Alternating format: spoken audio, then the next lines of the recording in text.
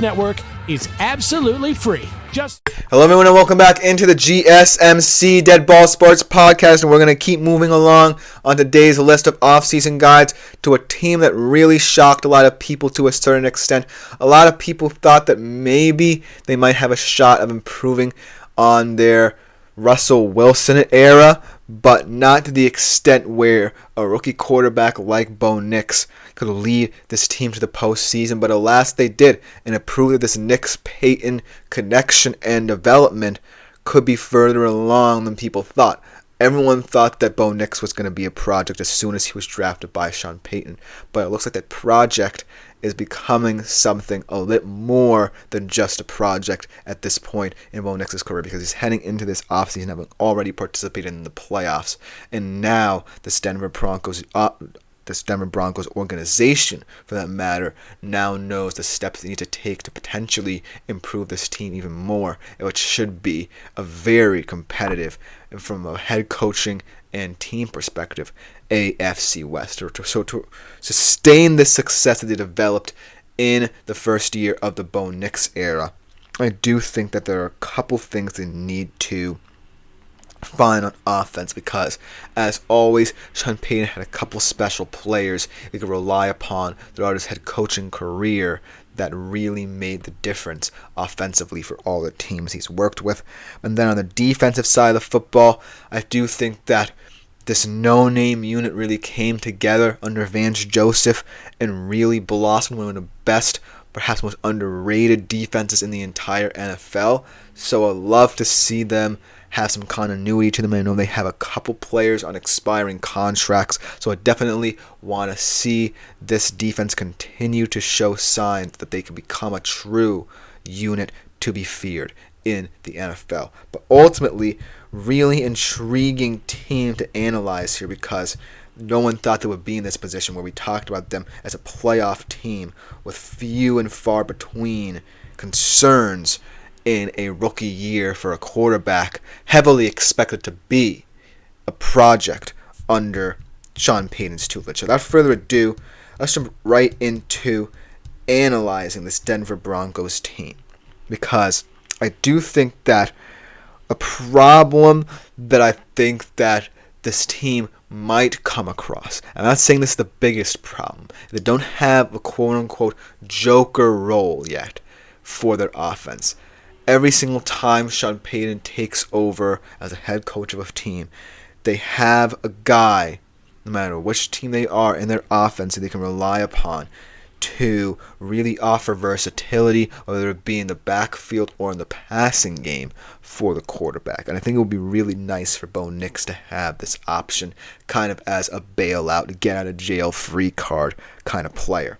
Because in New Orleans, you had a guy like Alvin Kamara, you had a guy like Reggie Bush and Darren Sproles in his early years, and he had thought that potentially a guy like Greg Dulcich would blossom into one of these kind of players, but it's not working out. So they need to continue to try and find potentially a guy that could be Bo Nix's get out of jail free card, as I call it. And it could come in the draft, because while I do think that Marvin Mims could be a very special player, he's too valuable in the downfield passing game for him to be wasted in terms of potential motion opportunities and concepts for Bo Nix, because I think that Bo Nix's arm strength is going unsung here and underappreciated, and I do feel that elements of the downfield passing game need to come to fruition a little bit more in year 2 for Bo Nix, but I do think that some of his most comfortable snaps have come when there were options behind the line or in the short to intermediate passing game for him this season. Not to say that I don't necessarily think that he will regress to the mean a little bit in terms of downfield passing game, but I do think that you need someone to offer a little bit more versatility in that regard as well. Then, I do feel like if I'm the Broncos and I want to embrace something from this season and want to take away something from this season, I want to say that the young players truly have the chance to step up for us throughout the future of this franchise. I do feel like guys like Bo Nix, Vele, Ellis were all unsung heroes for this team. And without them, this could have been a very different Denver Broncos season. And I do feel like because of the fact that they ate a lot of cap space in the Russ deal, they're going to have to continue to develop these young players to make them the best they can be. And the fact that already in year one they're making important contributions speaks volumes to the success of this Denver Broncos team, and especially to the success Sean Payton could have with all these young players in-house. And they can continue to build the draft because there are a lot of unique players in this year's draft that I think the Broncos could be in on in terms of their position in this year's draft, which brings me to what I think they could do in the draft. And I feel like, maybe questions were being asked about this offensive line in order to better protect Bo Nix and most importantly to build around him. But I do think that there could be a couple of gadget guys that fit the Joker role for Sean Payton that he will be happy to see in the middle of this year's draft. For example, a lot of people are saying Ashton Genty is most definitely going to be a Cowboy. Well, why can't he be a Bronco? They're right in that discussion of where teams are saying and pundits are saying he will go. And I do think that if the Broncos pick him up, they're going to be getting a very diverse player for Bo Nix in the backfield who can bail him out in the run game and definitely offers more upside than, say, a guy like Javonte Williams as the starter. And also could be a threat in the receiving game.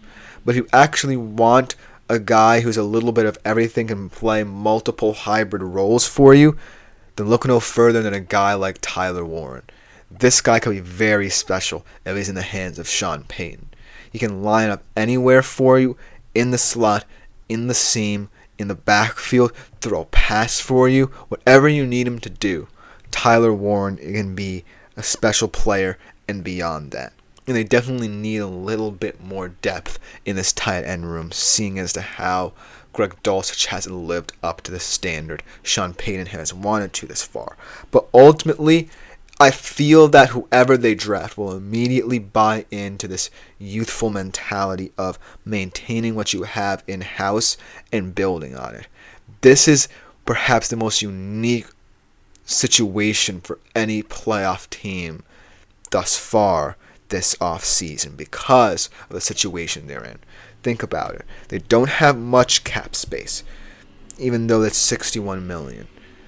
It doesn't seem like it's going to be a hindrance, but I do feel like if you're Sean Payton and you're analyzing this season, you have to be pleased with the fact that you found a lot of talent through the draft. And so I don't necessarily want to see that philosophy strayed away from, because it's what can make this Denver Broncos team stronger and ultimately lead to more opportunities down the line when you could actually use a lot more of your cap space for certain players. Because mark my words, while I think that it's great to have a youthful team, you always want to be a little bit indulgent and go out and make a high-profile signing. But for now, if I'm looking at the Denver Broncos long term, I feel that continuing to build in-house and through the draft is the best pathway forward. Because it keeps this team cheap, it keeps this team young, and most importantly, it keeps this team continuing to improve to the point where a season that wasn't expected to be as prolific as it was then leads to years of contention in not just the AFC West, but the entire NFL. Because not a lot of teams right now are building to the draft. And I feel like if the Denver Broncos zig where other teams zag, it's going to work out in their favor. But I do think that in terms of this offense, there's a lot of things you can do. You can build to the draft. There are a couple guys out there in free agency, guys like Dowdle, potentially Aaron Jones if he's available, who could get valuable touches in the backfield for you.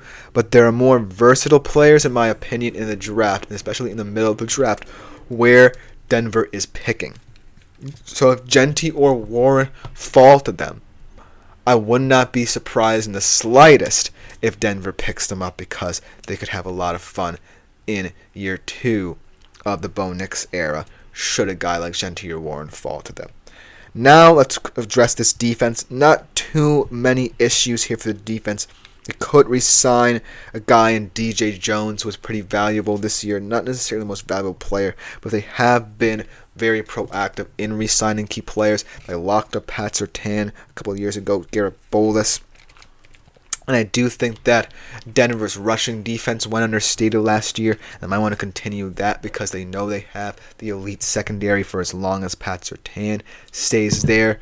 But ultimately, I do feel like embracing the mentality of a team that's young, especially in a division that, yes, is going to be difficult to compete in, year out, because it's one of the great divisions in terms of the teams within it. But most importantly, now the head coaches, now that Pete Carroll's, now that Las Vegas Raiders head coach, I do feel like being the youngest team of this bunch gives you a lot more opportunities. And the fact that you were able to make the postseason in the first year of the Bo Nix era has to be thrilling and really exhilarating for this Denver Broncos franchise. Because A, they found a guy in Bo Nix that they know they can potentially depend upon for the next 5 to 10 years, and it's only going to continue to grow. You found that you really have a young core that not only is willing to buy into this identity, but also can play at a high level. And you have a head coach who knows what he wants in terms of special players and is willing to go out in the draft and take risks on guys and turn them into superstars. So I'm really intrigued to see how this Denver Broncos offseason plays out, perhaps more so than any other playoff team, just because they got here in a timeline that a lot of people did not think they would, and they still have a lot of room to improve, especially with these younger players. So let me know what you think in the comments about the continuity of this Denver Broncos team. Because coming next week, transition over to our final 2 playoff teams coming from the NFC North. First, the Packers, right after this break, and then we conclude with the Vikings.